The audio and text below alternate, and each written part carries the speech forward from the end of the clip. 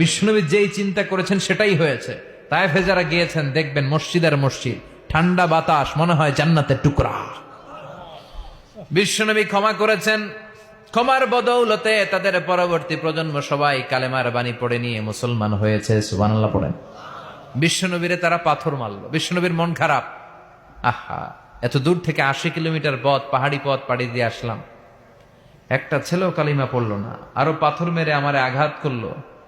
বিশ্বনবীর সাহাবী যায়েদ বিন হারেসা বিশ্বনবীর গা থেকে রক্ত মুছে দিচ্ছেন আর সান্ত্বনা দিচ্ছেন, নবী কাঁদবেন না। বিশ্বনবী অজু করে নামাজে দাঁড়ালেন। বিশ্বনবীর তেলাওয়াত শুনে পাশ দিয়ে একদল জিন যাচ্ছিল। কারা যাচ্ছিল? জিনেরা কোরআনের তেলাওয়াত শুনে কোরআনের প্রেমে প্রেমিক হয়ে গেছে। তারা তাদের এলাকায় যে অন্যান্য জিনদেরকে বলল, ইন্না সামি'না কুরআনান আজাবা ইয়াহদি ইলার রুশদি ফাআমান্না বি। কিছুক্ষণ আগে আমরা তায়েফের নাখলা বাগান থেকে শেষ নবীর কণ্ঠে কোরআন শুনে এসেছি। আজীব কোরআন, এটা হেদায়েতের দিকে পথ দেখায়, তাই আমরা সবাই ঈমানের ঘোষণা দিয়ে আমরা জিনেরা মুসলমান হয়ে গেলাম। বিশ্বনবী তো এগুলো কিছু জানে না, কারণ এটা অদৃশ্য জগতের কথা। নামাজের পরে বিশ্বনবীর মন খারাপ, আর আরশের উপর থেকে এই দৃশ্য দেখে কে? বিশ্বনবীর যখনই মন খারাপ, বিশ্বনবীর মন ভালো করিয়ে দেয় কে? আল্লাহ বলে, নবী মন খারাপ করবেন না। তায়েফের ছেলেদেরকে দাওয়াত দিয়েছেন, দাওয়াত তারা গ্রহণ করে নাই, কালেমা পড়ে নাই, তো কি হয়েছে নবী?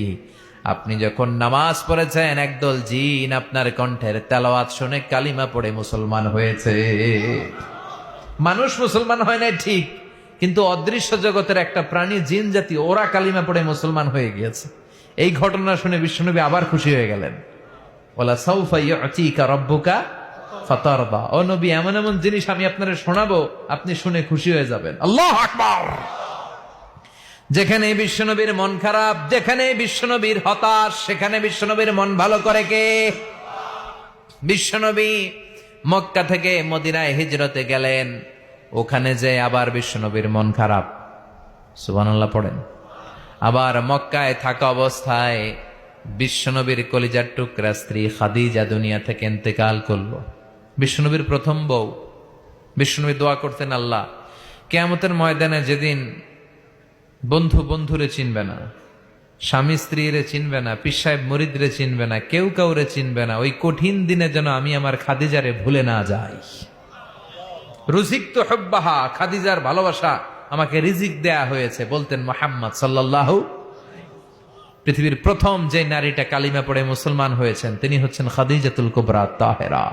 আরশের উপর থেকে একটা মহিলাকে আল্লাহ তাআলা সালাম দিয়েছেন, ওনার নাম খাদিজা।